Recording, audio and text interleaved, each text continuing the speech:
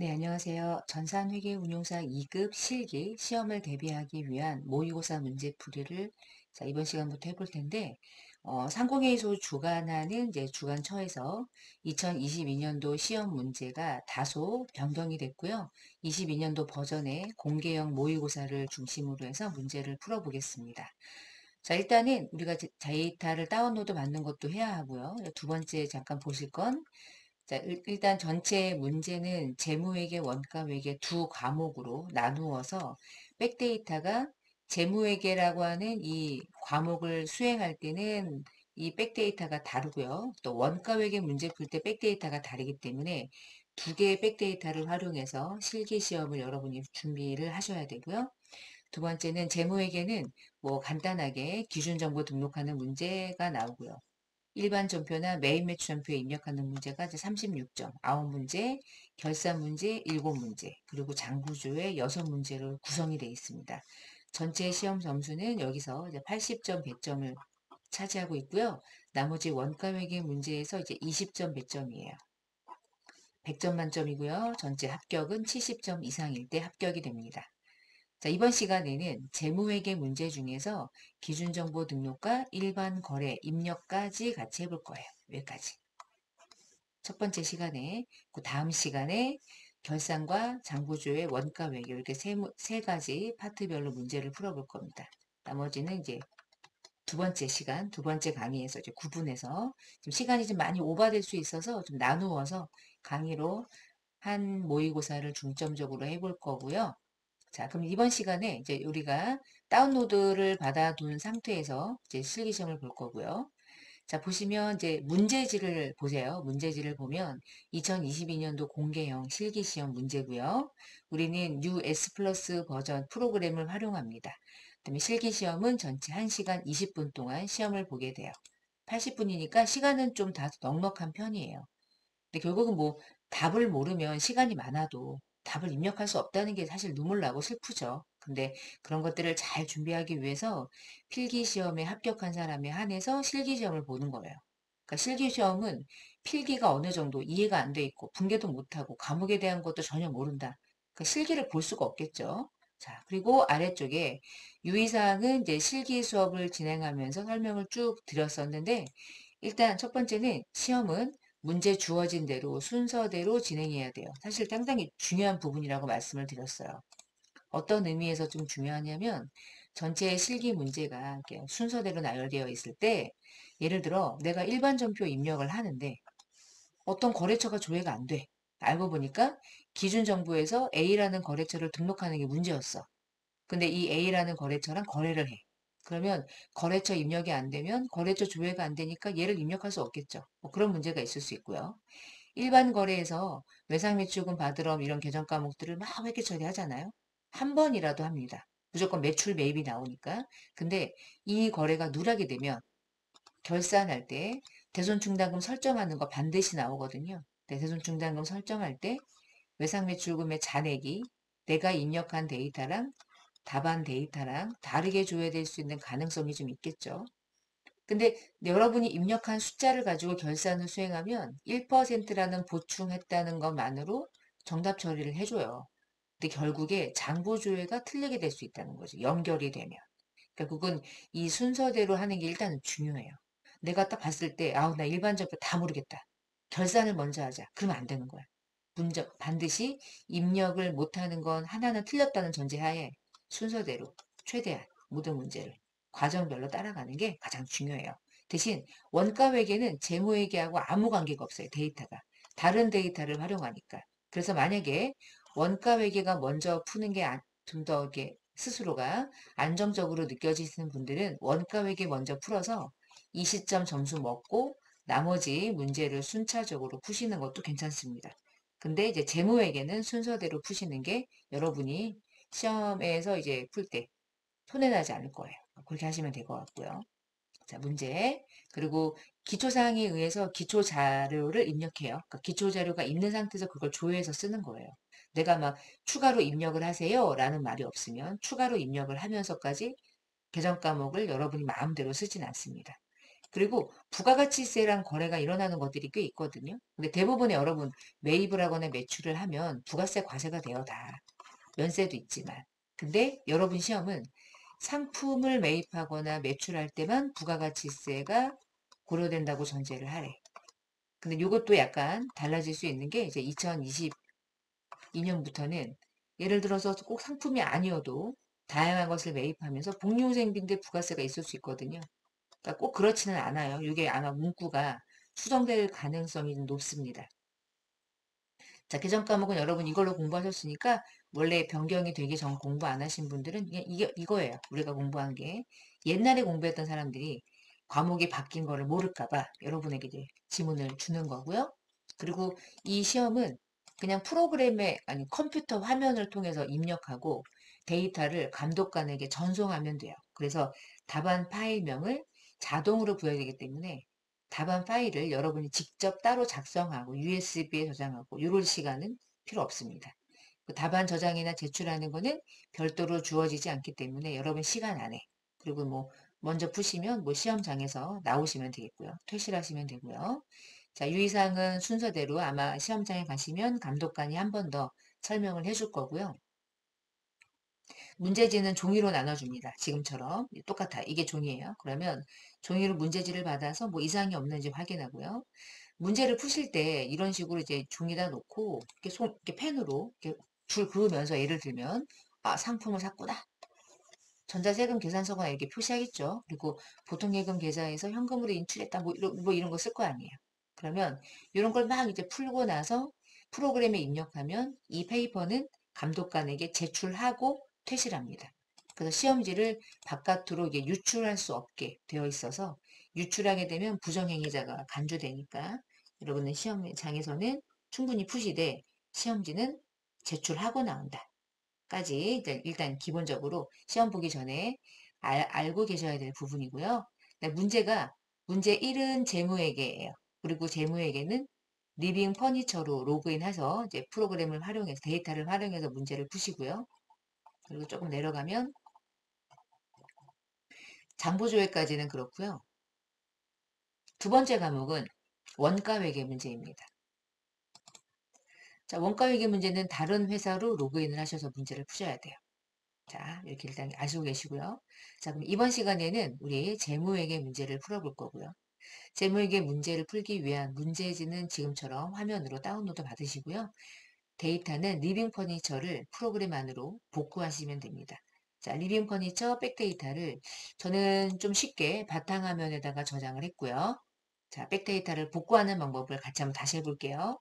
자, 아무거나 데이터가 있는 어느 거나 상관없어요. 아무거나 회사로 로그인을 먼저 하시고요.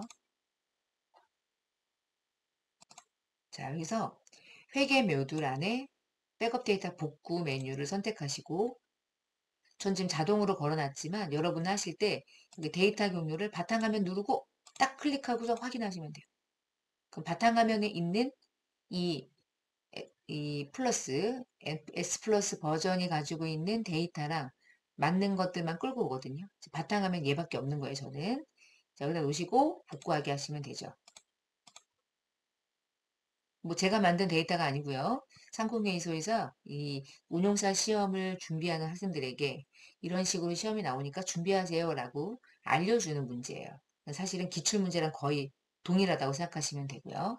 자, 성공이 떴습니다. 말하는 사이에. 그러면 회사를 검색하는데 리빙 퍼니처로 선택하고 로그인 해주세요. 자, 요까지가 일단 데이터를 복구하는 방식이고 시험장에 가면 회사를 변경하는 걸 아마 감독관이 알려줄 거예요. 자, 그러면 이제 문제를 열어서 한 개씩 보면요. 첫 번째는 신규 거래처를 등록하는 거예요. 두 거래처가 반드시 나옵니다. 두 번째는 상품, 품목을 등록하는 거예요. 무조건 한 문제가 나와요. 그러니까 문제지 받자마자 문제 1번은 기준 정보를 등록하는 거고요. 거래처 등록과 품목 등록은 그냥 바로 입력하시면 돼요. 이거를 틀리는 것 자체가 좀 특이하죠. 오히려 주어진 정보를 입력만 하면 되는 거니까. 자, 이거 좀 내리고 입력을 해보겠습니다. 자, 거래처 등록. 커서를 조금 이렇게 올리고요. 자, 코드는 1004. 그 다음에 회사는 좋다 가구. 1, 2, 3, 8 하나, 1, 2, 3, 4, 1. 대표자 이름 이조아. 여기서 이제 구분이 매출처잖아요. 그 매출로 바꿔주시고, 매출 바꾸고 이제 오른쪽 넘어가서 업태, 소매업, 가구. 됐죠? 자, 이렇게 하나 등록했고요. 두 번째, 튼튼 목재고요. 회사 코드는 2004가 되겠네요. 이제 안 보이죠? 안 보이니까 조금 올립시다. 됐어요.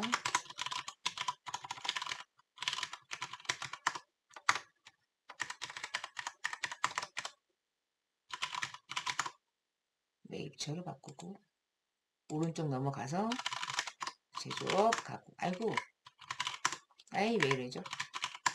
제가 아자가 잘 안 찍히는 것 같아요. 모음이. 키보드가 문제일까요? 제 손이 문제일까요? 제 손이 문제죠.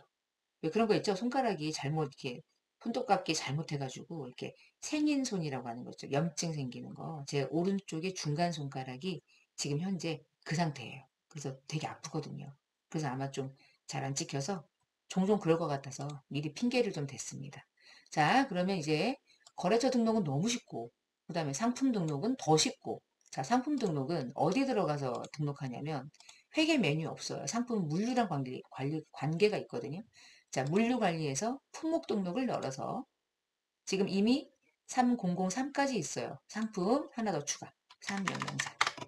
이렇게 뭐 추가하는 거 뭐 사실 생각보다 너무 쉬워서 자 이제 입고 단위를 넣을게요. 단위는 2A로 여러분이 이렇게 찍으셔도 되고 이렇게 누르면 이렇게 떠요. 안 뜨죠. 안 뜨면 찍어야 돼요. 자 끝났네요. 3004 탁자 LS-4 상품 기본 단위 EA 끝났습니다. 자 이렇게 해서 맨 첫 번째 문제는 그냥 점수를 주는 거예요. 해봤자 뭐 점수가 높진 않지만 그래서 지금 현재 4점 먹었습니다. 4점. 자 그럼 이제 일반 전표하고 메인 매출 전표가 이제 구분이 되는데 우리 예전에는 메인 매출 전표에 입력하세요 라는 말을 별도로 주지 않고 그냥 섞어서 줬는데 22년도부터는 약간의 출제 방식을 좀 달리 하겠대요. 그래서 메인 매출 전표에 입력하세요가 네 문제가 4점씩 해서 하나 번호 보는 거예요. 둘, 셋, 넷. 네 문제가 이제 메인 매출 전표에 입력하는 거고요. 나머지 세 번째 문제는 일반 전표에 직접 입력하는 거예요. 네 문제. 5, 4, 20. 다섯 문제가 나오겠죠. 이런 식으로. 그래서 이번 시간에는 일반 전표 입력까지 해볼 예정입니다. 자, 그러면 다시 이제 커서를 조금 올려서 메인 매출 전표에 입력해야 되는 문제 중에 첫 번째 문제를 볼게요. 채권하고 채무나 금융거래처들은 반드시 거래처 코드를 넣어야 돼요. 그리고 각 문항별로 한 개씩만 전표를 만들어요. 두세 개씩 만들면 안 되고요. 그러니까 분리되면 안 되는 거예요, 사실은. 자, 1번. 12월 4일에 상품을 매입하고 전자세금 계산서를 발급받았고 대금 중에서 2천만 원은 보통예금 계좌에서 현금으로 인출하여 지급했대. 잠깐 보면 결국은 여러분 2천만 원은 보통예금에서 나간 거예요? 현금으로 준 거예요? 아니죠. 현금으로 준 거 아니죠. 예금으로 준 거죠. 근데 내가 예금으로 주면 상대방은 꼭 예금이라고 불러요? 돈이니까 현금이라고 불러도 돼요. 불러도 되잖아요. 그리고 예금이 결국은 현금이잖아. 과목이 다를 뿐이지. 현금은 금고 안에 있는 5만 원짜리 지폐고 보통 예금은 예금 통장에 있는 별도의 그러니까 관리하는 예금 계정인 거죠. 근데 얘가 인출되면 돈이 되잖아. 그럼 얘를 예금 계좌에서 인출을 해. 그래서 돈다발로 줬대. 그럼 여러분 결국은 얘는 현금 받은 것처럼 보지만 우리는 어느 돈이 나간 거예요. 예금이 인출된 거잖아요. 예금이 인출된 거거든요. 근데 밑에 보면 2천만 원을 현금 준 것처럼 걸어놨어요. 왜 걸어놨을까요? 예금을 입력하는 칸까지는 없거든요. 그냥 뭐 현금이라고 해도 돼요. 근데 우리는 분개할 때 예금이라고 해야 돼요. 중요한 거예요. 자, 두 번째는 상품을 매입했죠. 그럼 여러분 메인 매출 바로 넣나요? 입고 처리하나요? 그쵸? 우리가 제가 이제 답을 유도했죠. 입고 처리를 해야죠. 근데 입고 처리 안 하고 얘를 어떻게 메인 매출에 넣나요? 자, 얘는 입고 처리하시오라는 말은 안 줍니다. 당연한 거예요. 그것까지 다 떠먹여 주진 않아요. 우리는 입고 처리 먼저 하러 가야 돼. 입고 안 하면 빵점 처리되는 거예요. 자, 물류관리, 입고입력. 12월 4일자. 건별과세죠. 부가세 있는 세금계산서니까. 자, 거래처는 한성목재. 그리고 지급 구분은 전부 다 보니까 이것저것 섞여 있죠. 그럼 혼합. 자, 이제 상품을 넣어요. 상품을 이렇게 놓고 얘를 조금 올리겠습니다. 됐어요. 자, 상품 중에서 첫 번째는 책상을 샀네요. 책상은 60개, 20만원 됐어요. 두 번째 상품. 두 번째 상품은 의자. 수량은 50개, 단가는 5만원. 그 다음 테이블. 테이블은 30개, 25만원, 750만원, 75만원. 됐어요. 자, 여기까지 하시고, 그 다음에 아까 우리가 보통예금에서 2천만 원을 인출했고 나머지는 회상입니다 라고 적혀 있는 걸 어떻게 넣냐면 여기서는 메인 매출 전표로 넘기기 위해서는 제대로 된 입력을 해야 되는데 얘는 예금이 별도로 있어요. 그래서 예금란에 2천 넣고요. 나머지는 외상란에 자동으로 반영되는 걸 눈으로 확인하세요. 자, 여기서 얘가 입력을 했지만 날아가는 경우가 있기 때문에 난 믿을 수 없고요. 밑으로 내려갔다가 다시 한번 올라가. 내려갔다 올라가. 살아있어. 그러면 된 거예요. 자, 그럼 여기서 전표 추가 누르시고 전송키 눌러서 메인 매출에 넘긴 다음에 12월 4일자에 메인 매출 전표 메뉴를 열어서 일단 책상 외로 넘어온 것 같고요. 그 다음에 전자세금 계산서를 받은 거니까 전자 입력까지는 찍어줘요. 자, 여기서 보통예금으로 들어온 금액은 나간 돈은 보통예금에 나간 걸로 계정과목까지 잘 걸렸는데 거래처가 생뚱맞네? 한성목재네. 자, 한성목재가 다 걸려도 되는데 예금만큼은 예금 계좌인 산업은행으로 바뀌어야 될 것 같은데 그럼 어떻게 하냐? 요 위에를 건드리면 틀립니다. 그쵸? 어디 건드리냐면 얘는 건드리면 안 돼요. 상대방은 한성목재가 맞아요. 근데 예금으로 일부 결제한 이 금액에 요 거래처가 산업은행인 거지. 여기서만 얘를 산업은행으로 바꿔주시면 됩니다. 요거 입력 수정하면 틀리는 거예요. 보통예금 산업은행 이렇게 입력을 하고요. 색깔을 보면 딱 다른 색깔로 좀 구분이 되죠. 예금 나갔고 나머지는 외상 매입금이고. 자, 이렇게 풀어본 게 이제 메인 매출 첫 번째 문제였습니다. 그럼 두 번째 문제 볼까요? 이제 문제 보겠습니다. 상품을 매출하고요. 전자세금 계산서를 발급했어요. 그리고 대금은 현금 받아서 보통예금 계좌에 입금을 시켰죠.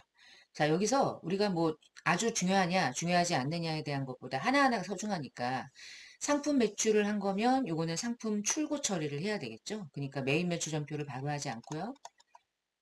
출고 입력하고 전표 생성해서 이제 자동으로 전송을 해요. 두 번째, 여러분 대금을 2천만 원은 결국 현금으로 인식해야 될까요? 예금으로 인식해야 될까요? 만 원짜리 받아서 결국에 은행에 들어갔죠. 바로 그러면 현금으로 수취한 거 아니죠. 예금으로 대가가 예입된 거죠. 그러니까 이게 그러니까 뭔가 현금 받아서 예금했다. 그러면 현금 아니고 바로 예금에 자, 요거 출고 처리 먼저 하고 그다음에 전표 생성해서 전표 수정하고 그렇게 한번 해보겠습니다.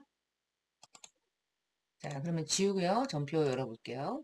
자, 출고 입력 물류관리 들어가시고요. 출고 입력에 해당 날짜 12월 18일자 이게 세금계산서를 주고받았고 부가세가 10%가 부과됐던 매출 유형일 때는 건별 과세를 입력하시면 되고요. 그 다음에 아래쪽에 참조문서 없고요. 거래처는 우리는 리빙 퍼니처고요. 상대방은 모던 하우스고요. 자, 딱 봐도 결제 방식은 다양한 상태인 거죠. 그러면은 혼합을 걸어주시면 되겠습니다. 늘상 그렇게 바라보시면 돼요. 자, 밑으로 내려가서 상품 품목마다 입력해보죠. 상품 첫 번째는 책상을 120개를 30에 처분했고요. 두 번째 의자를 팔았죠. 의자는 100개 8만원 800에 10% 80만원 이렇게 처리를 하시고 두 번째는 아래쪽 하단 부분에 내려가서 어, 실제로는 예금으로 돈이 들어온 건데 2천만 원이 우리 세금 계산서 하단 부분의 결제 방식은 예금이라는 걸 별도로 세금 계산서에 기재 사항으로 만들어 놓지 않아서 다 그냥 현금이죠. 결국에는 주고받는 대가가 현금이 통장에 들어간 것뿐이니까. 근데 이 아래쪽에는 현금으로 되어 있지만 자, 이 아래쪽에 우리가 이제 이 출고 입력을 하는 당시에 회계 처리하기 위한 이 아래쪽 결제 수단은 아주 매우 디테일하게 해야 분계가 자동으로 잘 생성이 돼요. 그래서 현금이라고 할지라도 이건 현금이 아니죠. 실제로 회계 처리는 예금으로 분류를 해야 되는 거니까 예금란에 입력하시면 조금 더 실수를 줄일 수 있고요. 수정할 것이 하나가 더 줄어드는 그리고 외상에 잘 걸렸는지 확인해 보고요. 자, 이게 살아있는지 한번 확인하는 방법이 있었죠? 내려갔다, 올라왔다. 자, 살아있어요. 자, 그러면 끝났고요. 자, 여기서 전표 추가 버튼을 사용해서 전표를 전송해요.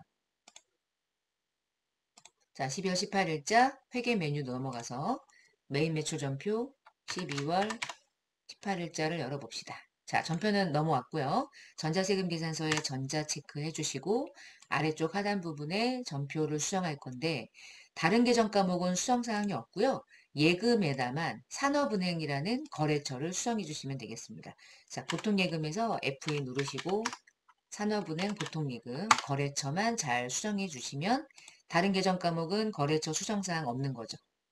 자, 이렇게 해서 출고 처리하고 전표 생성하는 것까지 무조건 매입 하나, 매출 하나 각각 한 문제씩 반드시 출제가 되고 있어요.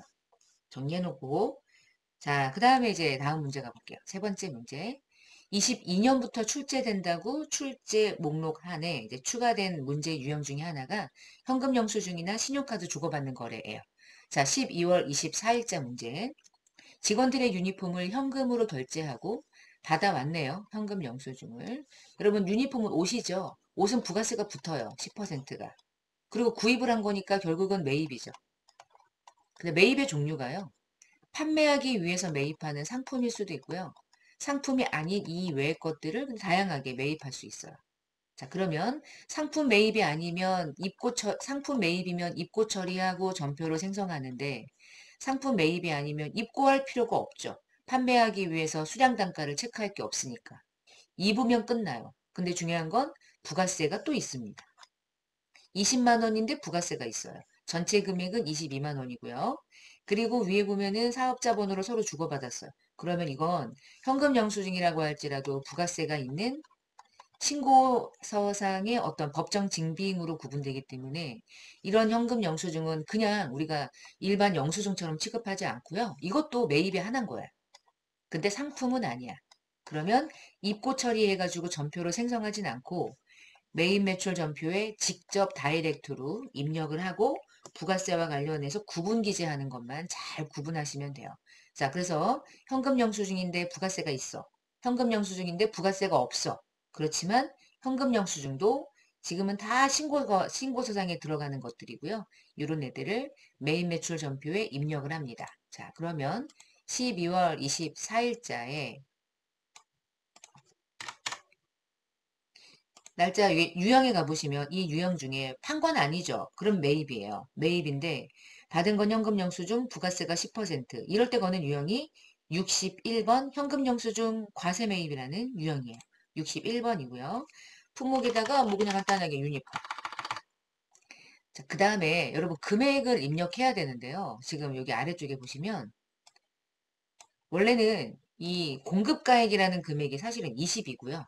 여기 보시면 공급가액이 요거거든요. 부가세가 요거거든요. 그럼 여러분이 실제로 금액을 입력한다고 하면 20을 넣고 2만 원이 붙어서 토탈 금액이 22만 원이 이제 합계 금액으로 자동으로 합계가 만들어져야 되는 게 기본적인 회계처리인데 금액에 반영되는 방법인데 여러분이 어떤 물건을 살 때 대부분 신용카드 전표기가 있다고 생각해봐요. 현금 영수증 기기가 20을 입력해서 2만 원이 붙는 형식으로 기재하는 것이 아니라 이렇게 많이 하죠. 그냥 얼마죠? 그러면은 사업자가 뭐라고 하겠어요? 22만 원이요? 그래요. 그럼 22만 원이요? 라고 하는 그 말 안에는 부가세가 있죠.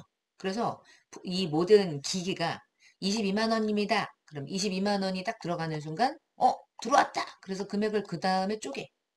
이 안에 20과 이 안에 부가세가 2만 원이군. 이렇게 쪼개거든요.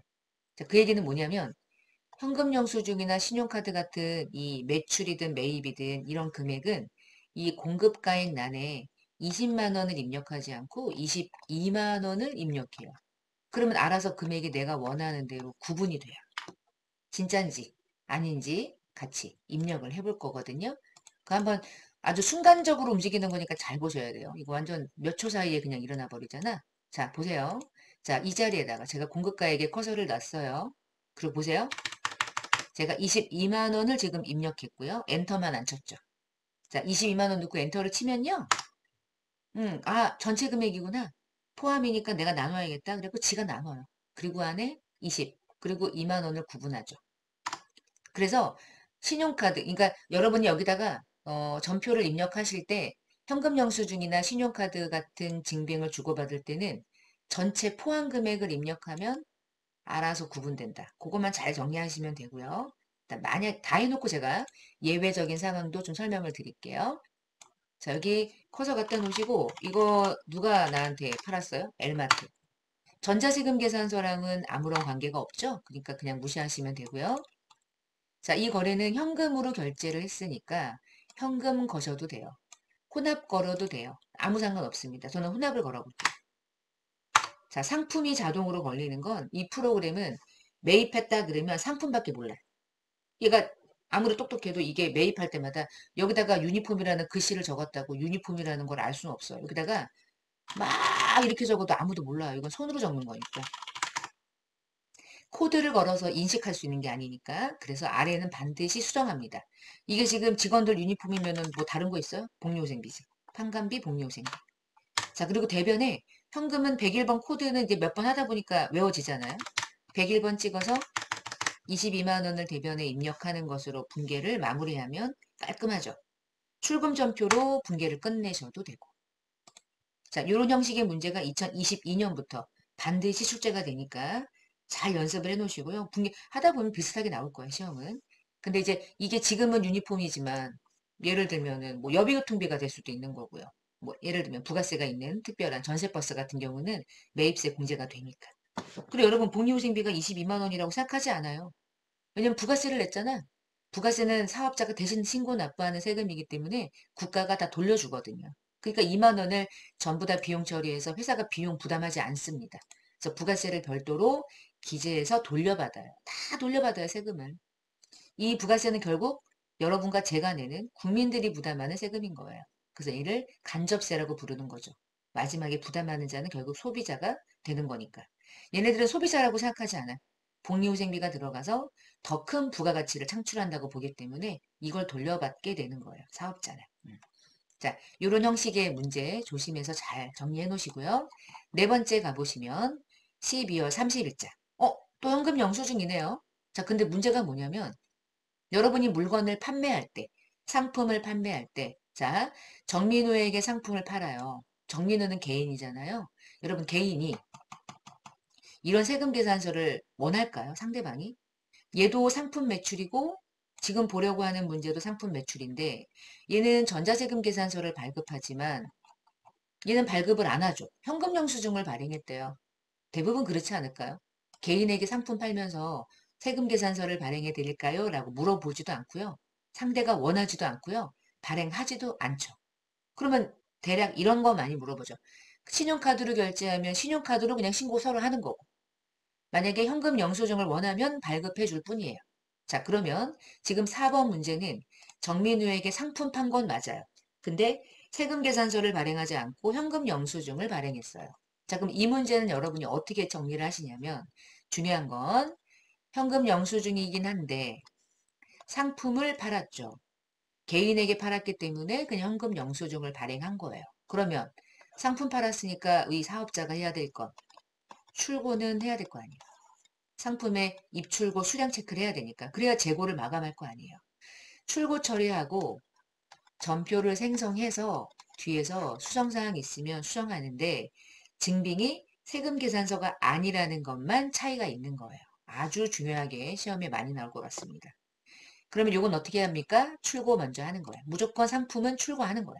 샀으면 입고 처리하는 거고요. 자, 그러면 출고를 갈게요. 물류관리에서 출고 입력 넘어가시고요. 12월 30일자 열어서 여기서 이제 입력해야 되는데 좀 유형이요. 건별은 선택이에요. 근데 지금 보면은 증빙이 뭐예요? 현금 영수증 과세죠. 그러니까 똑같아요. 메인 매출에 입력해야 될 유형을 거는 거예요. 이 중에 12번을 체크를 잘 해주시면 됩니다. 현과. 건별이고 오늘 한 건이니까 그런 의미고요. 현금 영수증 부가세가 10%, 현금 영수증 과세 매출 그렇게 구분해 주시면 되는 문제겠어요. 자, 됐죠? 그리고 나서 참조 문서 넣고요. 거래처는 정민우라는 개인이네요. 정민우가 있죠? 정민우 거시고 지금 수금은 현금으로 걸려 있는데 자 맨날 이래. 아 진짜 싫다. 뭐가 싫으냐. 현금 받아서 통장에 넣었대요. 그럼 여러분 이게 현금 받아서 통장에 넣은 거는 내가 그렇고 민우는 현금을 줬으니까 현금 영수증을 주고받은 건 맞고 서로가 현금 주고받은 것으로 서로 인식한 건 맞는데 우리 회사 입장에서 볼 때는 현금으로 분개를 해야 합니까? 예금으로 분개를 해야 됩니까? 짜증나. 예금으로 분개를 해야 되잖아? 그러면 여러분이 아래서 이건 내부적인 문제인 거예요. 그러면 현금으로 걸까요? 어떻게 할까요? 혼합이 낫겠죠. 분개는 내 맘이니까. 자, 그리고 상품은 종류가 두 개를 팔았어. 책상하고 의자를 팔아먹었대. 그럼 책상하고 의자를 각각 겁시다. 상품. 첫 번째. 책상은 한 개를 팔았고요. 단가는 30에 팔았고요. 두 번째, 의자 팔았고 한 개를 8만 원에 8천 원 부가세 붙여서 팔았대요. 그리고 이 전체 금액은 41만 8천 원인데 결국 우리는 이걸 전액을 예금으로 받은 것으로 분개할 거예요. 자, 내려갔다 올라갔다 사라졌죠. 다시 한번 내려갔다 올라갔다 살아있어. 여기다가 그냥 현금으로 걸고 메인 매출 전표에서 자동으로 전표가 생성된 것 중에 수정할 게 있으면 수정하셔도 돼요. 거기서. 근데 여기다가 예금 걸면 수정할 거 없잖아요. 선택이긴 한데 해설지 보시면 여러분이 참고하실 수 있겠어요. 자, 전표 추가를 하시고 전송키 누르고요. 메인 매출 전표 12월 30일자를 띄우면 현금 영수증 과세 매출 지금 넘어왔죠? 그리고 책상 외, 왜냐면 한 건이 아니고 두 품목이니까. 금액 넘어왔고 민우 넘어왔고 전자세금 계산서는 걸 이유가 없죠? 아래쪽에 상품 팔았으니까 매출 잡혔고 부가세 매출세액인 예수금 잡혔고 차변에 예금으로 걸었으니까 보통예금까지 다 걸렸는데 보통예금의 거래처만 산업은행으로 바꿔주시면 되겠어요. 자, 민우가 아니죠. 보통예금의 거래처는 민우씨 아니고 산업은행이죠. 그래서 여러분 시험에서 예금 나오면 예민한 거야. 별거 아닌 것 같은데도 이 예금은 결국은 거래처 관리가 계좌가 들어가기 때문에 반드시 은행을 수정하는 거 중요하게 잘 체크해 놓으시면 좋겠습니다. 현금 받아서 예금 들어왔구나. 그렇게 정리를 조금 해주시고요. 됐죠? 됐습니다. 그러면 예금에 들어간 거 마지막 넘어갈게요. 자, 이제부터는 일반 전표 입력하는 거예요. 12월 10일자부터. 그러면 이때까지 메인 매출 전표 입력했던 건 끝, 끝, 끝. 그리고 이제 다시 왼쪽에 일반 전표로 넘어갈게요. 회계 메뉴, 일반 전표. 12월 10일자. 자, 문제 봅시다. 지난달에 급여를 지급했을 때 원천직수에 있었던 소득세 등 금액 2,440과 회사가 부담하는 건강보험료 580만 원을 당좌예금 우리 계좌에서 지급했대요. 그러면 우리가 급여를 지급할 때 원천징수했던 소득세나 소득세 등이란 얘기는 소득세와 직원이 근로자가 부담하는 건강보험료, 국민연금 이런 것도 다 함께 포함해서 우리가 얘를 뭐라고 처리해 두냐면 대변에 예수금으로 들고 있다가 신고 납부하는 날 드러내서 납부하죠. 이제 오늘은 그 예수금을 납부하는 날인 거예요. 근데 이 예수금이 지금 현재 얼마로 돼 있냐면은 2,440이고요. 근데 오늘은 이 금액과 회사가 부담하는 건강보험료 580을 납부했대요. 이게 회사가 부담하는 거니까 근로자가 부담하는 580만 원이 또 있을 거고. 근데 그 금액은 이미 이 안에 포함된 것 같아요. 느낌이. 소득세 등이라는 원천징수 금액을 전액을 그냥 줘버렸으니까. 그러면 이 580만 원은 회사가 부담하는 건강보험료일 때 우리 회사는 복리후생비라는 비용으로 처리하는 거죠. 복리후생비 비용. 그리고 대변에 우리은행 당좌예금 계좌로 인출을 했네요. 두 개를 입력하면 대변의 금액이 얼마인지 알 수 있을 것 같아요. 그렇죠? 금액을 볼 수 있으니까. 자, 그러면 요거 금액을 좀 넣어보겠습니다. 제가 이게 안 보여가지고. 자, 이쪽 아래쪽에다가 12월 10일자 차변에 예수금은 2,440. 그 차변에 판관비 복리후생비로 580. 대변에 당좌예금이고요. 우리은행 당좌예금. 그 금액이 얼마인지 안 적어놨는데 계산기 하기 싫어서 여기 보면 3,020만 원 보이죠? 3,020만 원 대비. 아유 잘못 넣었네요. 전표 이동 됐어. 다시 그걸 누르면은 잘못 분괴된 금액으로 넘어가 버려서 괜히 눌렀네. 수정했네. 금액은 3,020만 원. 이렇게 손으로 직접 회계 처리 마무리. 자, 원천 징수했다가 예수금 납부하는 문제가 정말 곧잘 나오죠. 자, 두 번째 문제 12월 11일자. 제1퍼니처의 외상 매출금을 어음으로 받았대요. 그러면 제1퍼니처가 내가 받아야 될 외상 매출금을 다시 만기가 내년 2023년도가 만기가 되는 어음으로 다시 돌려줬네요. 이건가요? 외상 매출금 없어지고 어음으로 받아왔고 이런 식의 어음을 받은 거죠. 그리고 제1퍼니처가 발행한 어음이니까 얘가 준 걸 다이렉트로 받은 거죠. 나는 리빙 퍼니처고요. 자, 그럼 이제 다 해결된 것 같아요. 12월 11일자에 일반 전표 넘어가서 첫 번째 할 일은 분계를 정확하게 하는 거예요. 에이. 자, 금액 어음란에 있는 금액이 서로 주고받은 채권의 반제 금액이 될 거고요. 예상 매출 2001 됐습니다. 여기까지는 일단 분계. 두 번째, 분계했으니까 어음 관리. 자, 바드럼에 커서를 놓고 F3 하단 부분에 어음 관리를 해보죠. 얘를 이렇게 내리고요. 올리죠. 이렇게 하면 되겠죠.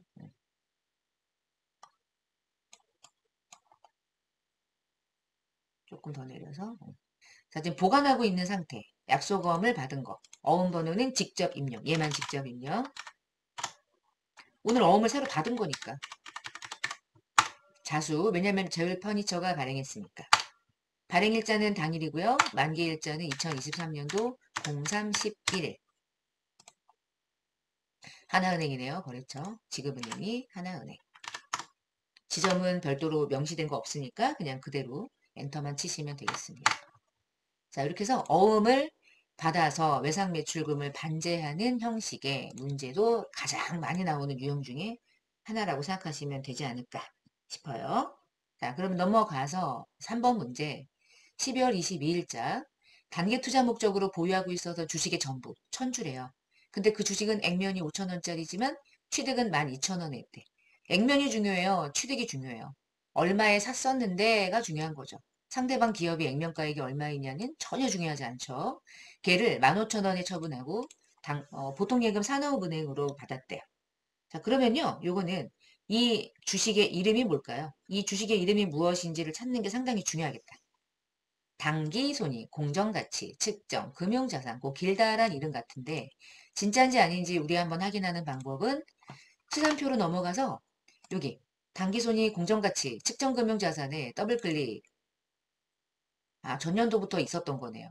지금 1200만 원 남아있는 거 맞죠? 왜냐면 주식 전부가 이걸 텐데 이 전체가 1000주인데 액면 주고 산 거 아니잖아요. 그쵸? 취득가액 주고 산 거죠. 이게 1200이잖아요. 자, 그럼 분개합시다. 당기손익 공정가치는 1200만 원의 자산. 얘가 처분.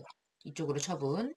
그리고 보통 예금에 예입된 돈은 1500 들어왔다는 얘기니까 당기손익 공정가치 측정 금융자산 처분 이익으로 300 인식하는 문제가 되겠습니다. 그쵸? 자, 이거 전표를 입력해 볼게요. 일반 전표 12월 22일자 차변에 보통예금으로 보통예금에 거래처, 은행은 산업은행, 1,500, 이렇게 안 보이죠? 그렇죠? 자, 그리고 대변에 단기손이 그 금융자산. 계정 과목이 너무 길어서 짜증나요. 단기손익, 처분이익. 처분이익 보이시죠? 평가이익, 처분이익, 처분이익. 대변에 300. 아름답네요. 자, 됐어요. 그 다음 문제 12월 27일자. 하이로전자로부터 복사기 한 대를 6개월간 렌트를 하고요. 월 렌트료 40만 원을 현금으로 결제했대요. 비용으로 처리하래요. 자, 간단하게 손으로 분개를 하면 되겠네요. 현금으로는 40이 나가고요. 차변에 이제 40만 원을 처리하는데 이게 사실은 어떻게 계정 과목을 인식하느냐는 아주 사실은 이게 뭐랄까 기업이 선택하는 거예요. 우리가 무언가를 렌트하고 대가를 지불하는 계정 과목으로 통상적으로는 요 일을 많이 씁니다. 임차료. 근데 어떤 기업은 그냥 일반적인 수수료로 처리하는 계정도 있어요. 그러니까 이거는 사실은 선택이고요. 뭐가 더 정확하냐는 사실은 정답을 맞출 때는 논란이 될 수도 있기는 해요. 근데 일반적으로는 임차료를 한 50% 쓰고요. 50%는 수수료 비용이라는 계정 과목도 씁니다.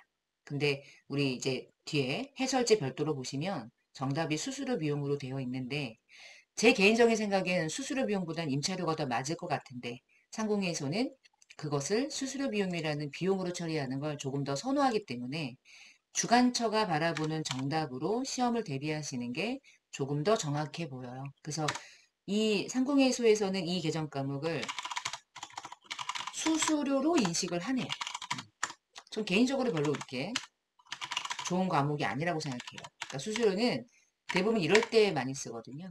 누군가에게 인적 용역을 제공받은 상태에 대한 어떤 비용일 때 누가 나에게 영어를 잘 못하는데 영어를 번역해 줬다거나 누가 통역을 해줬거나 아니면 청소를 좀 해줬거나 그렇게 하고 그냥 소모되는 용역에 대한 비용들 은행에서 이체하는 수수료 이런 것들 대부분 이제 6개월 동안 렌트하고 발생하는 그런 렌트비는 대부분 임차료로 처리하는 경우가 많지만 우리 계정 이 상공회의소에서 주관하는 정답은 일단 수수료 비용을 선호하니까 수수료 비용으로 이해를 하고 답안 정리를 하시면 좋을 것 같아요. 만약에 임차료가 정말 정확하다고 생각되면 나중에 이의 신청하셔도 충분히 오늘 이제 인정받을 수 있는 유형의 문제인 것 같다고 저는 생각을 듭니다. 자, 5번에 12월 30일자 한번 열어볼까요? 날짜 열어놓고요. 업무랑 관련해서 다음의 비용을 현금으로 지출했대요. 전부 다 현금이래요. 바로 하나씩 넣어볼게요. 차변에. 도서 구입비는 딱 봐도 요거죠. 도서 인쇄비죠. 판관비. 하나씩 넣으면서 가볼게요. 두 번째, 직원들 유니폼 구입비는 복리후생비가 매우 적절하죠. 거래처 선물은 접대비밖에 없죠. 40만 원이 맞고요. 그걸 대변에 한꺼번에 현금으로 대변에 인식을 해주시면 되겠어요. 그러니까 이 문제의 특징은 한 문제의 계정 과목 3개를 물어보는 거죠, 사실은. 그러니까 치사할 수 있지만 비용 자체에 대해서 비용이 어떤 계정으로 분류되는지를 기본적으로 많이 물어보는 유형의 형태였다고 보시면 되겠습니다. 자, 그래서 이번 시간에 여기까지 일반 전표, 메인 매출 전표 입력까지 다소 시간이 걸리는 이유는 계정 과목마다 어떻게 회계 처리하는지를 다소 우리가 이제 모의고사 문제풀이를 통해서 시험 대비하다 보니까 약간씩 약간 이렇게 설명하는 내용들이 조금 추가돼서 한 회차를 이제 2시간에 걸쳐서 나눠서 같이 풀어볼 예정이고요. 이번 시간에 여기까지 문제지를 통한 연습 문제를 풀어보시고 다음 시간에 결산부터 원가회계 문제까지 풀어볼 거니까 자, 이번 시간에 마치도록 하겠습니다. 감사합니다.